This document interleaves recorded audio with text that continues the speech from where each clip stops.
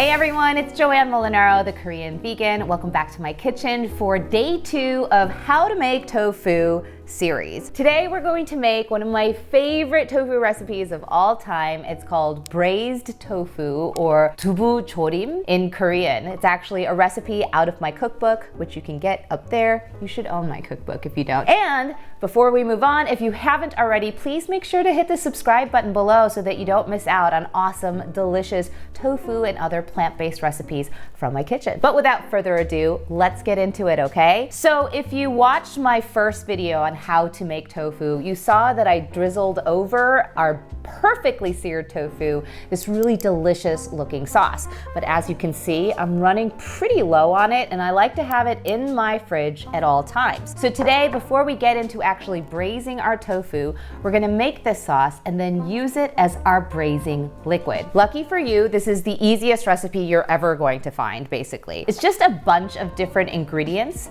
that we're going to put into that mason jar and then stick in the fridge. We can use it immediately after we're done preparing it, or you can have it in the fridge. This one's been sitting in there for about 2.5 months, and it turns into this really lovely, super concentrated flavor. All the vegetables that we put into the sauce are cured through the sodium inside the soy sauce, so you don't have to worry about it spoiling or getting rotten. So the first thing we're gonna do is we're gonna chop up the vegetables that go into the sauce. And one of the first things I'm gonna chop up, of course, is the garlic. This is a very garlic forward sauce. So if you don't like garlic or you have an intolerance to garlic, then I would just skip it. So we're just gonna mince up our garlic here. I'm just gonna run my knife through that. So we've got our garlic lovely and minced up. I'm just gonna gather that here. Okay.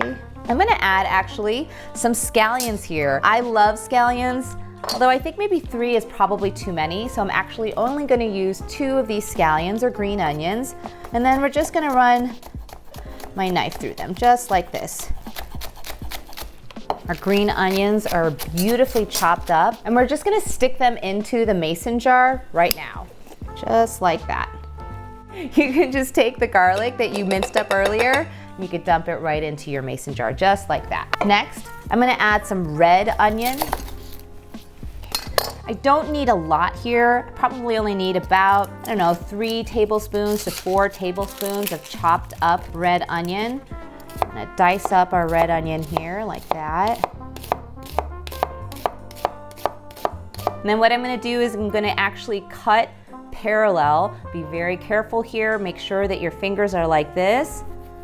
And just very slowly run your knife parallel to your cutting board, okay? And then what we're just gonna do is we're gonna run our knife down like that, and you get perfectly diced onion.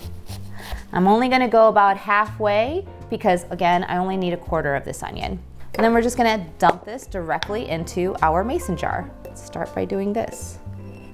There we go. Now, one ingredient that I do like to add to my sauce isn't very necessary. This is a trick that my wismol, or my aunt, taught me. She likes to add carrot to the sauce because it gives it an extra dimension of sweetness. And so I'm just gonna do that here and create thin strips of carrot, just like that. All right, so we've got here these lovely strips of carrot, julienne carrot here, and we're just gonna run a knife through them, just like this.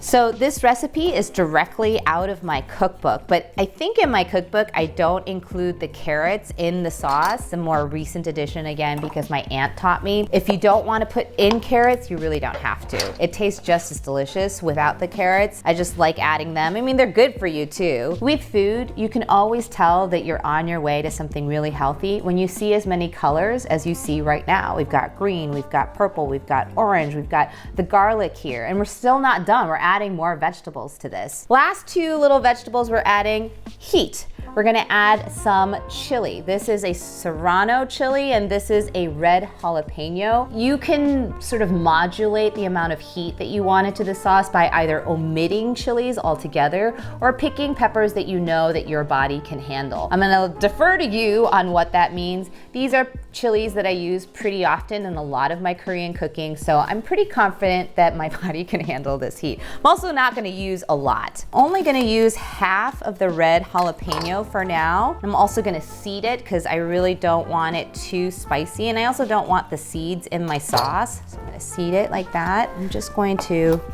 just thin strips like this. I'm gonna dump this into our mason jar of deliciousness. And then of course, one final chili, our serrano. This tends to be pretty spicy. So again, I'm only gonna use maybe not even a full half, just a third of it. Okay, stick this in here. So now that we're done with the solids, I guess, the vegetables of our sauce, I'm gonna add just a bit of seasoning. I'm actually gonna add a little bit more heat with gochugaru. Oh, it smells so good. We're gonna add a tablespoon of the gochugaru into our mason jar. Again, if you don't like a sauce that's too heated, just skip the gochugaru altogether. If you don't have gochugaru, you can add paprika here or cayenne powder. Of course, that will very much change the flavor profile of this sauce, but I think those are just fine substitutes.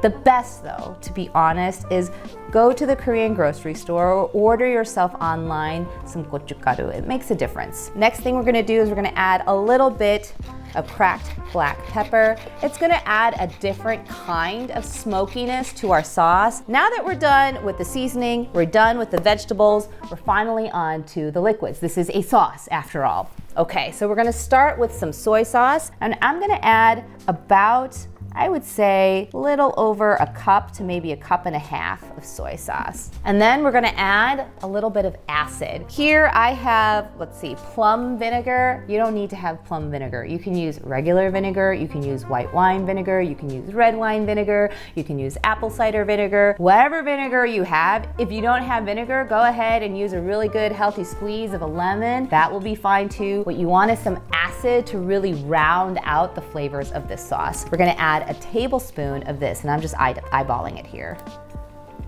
Okay, there we go.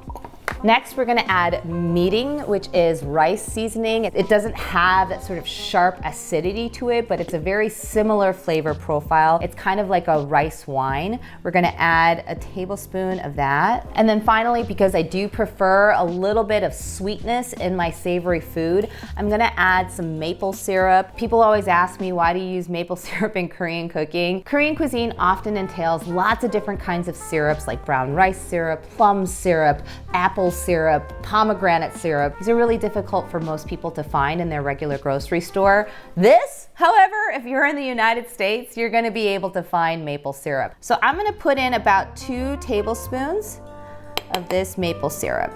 There we go. And then finally, last but not least, I always like to add a healthy dose of ge, or toasted sesame seeds.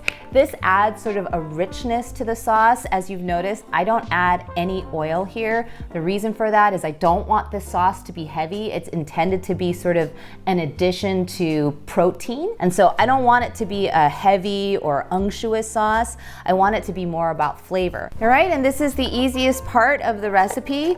You're gonna shut that lid really, really tight, and you're just gonna shake it.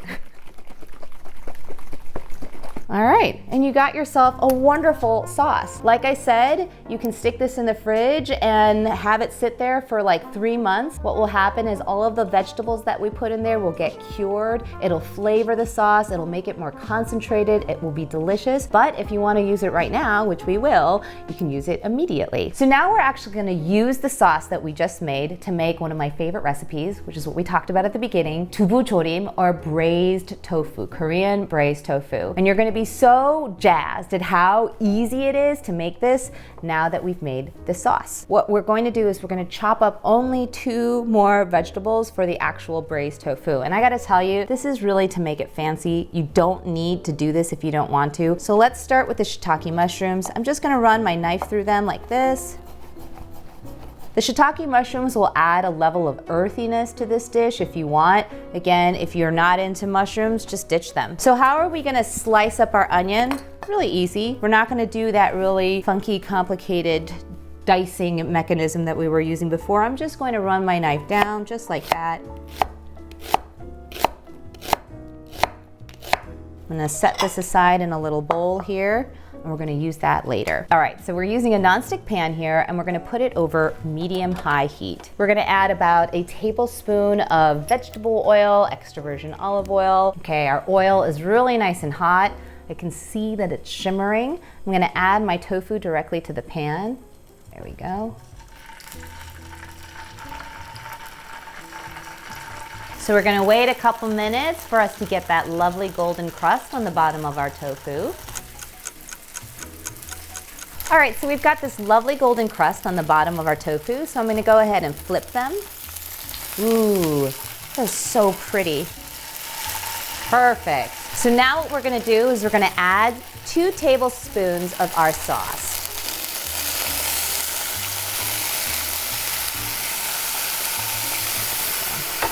Next, we're gonna add about 1/4 cup of vegetable stock. And then finally, we're gonna add up those chopped up vegetables. We're also gonna add the onions that we sliced up earlier as well, just like that. And what I'm gonna do is I'm gonna take my spoon here. I'm gonna actually do that trick that they do on Top Chef. And I'm gonna take this braising liquid and I'm gonna drizzle it over the top of our onions, our mushrooms, all of that like that. And then what I'm gonna do is I'm gonna grab a lid and I'm actually gonna put it over the top of our tofu here. So we're gonna let that cook until the sauce completely reduces down.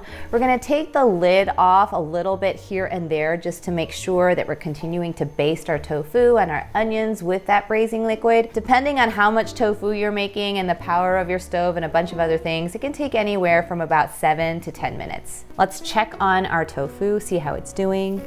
Wow.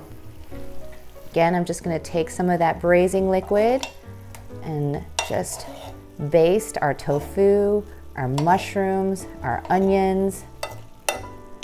Pop the lid on that a little bit longer. I want that liquid to be pretty much gone so that we're left with merely a glaze. All right, I think we're done here. Turn this off. So our braised tofu is done. I'm just gonna make sure I scrape up the very last bits of all the veggies and the sauce and the glaze that we created from the pan. I don't wanna, oh my God, are you serious? Look at this. I'm actually gonna take some of this, which is the green onion that I didn't use up earlier when I was making the sauce. Just gonna run my knife through it. If you don't want to chop it up, you can also use kitchen shears. That's what many Korean ajumas do. I'm gonna use that to garnish a little bit like that. Wow. And then of course, I mean, literally, can you ever have too much sauce? I don't think so. So we're just gonna take a tablespoon of this deliciousness. Just kind of put it over the top here. And finally, just a smattering of toasted sesame seeds for extra crunch. And that is it. Dooboo Jorim, or braised tofu. Isn't that so easy to make? Now let's give it a taste. I want to make sure it tastes as good as my wesumos. Hard to do, but let's see if we managed.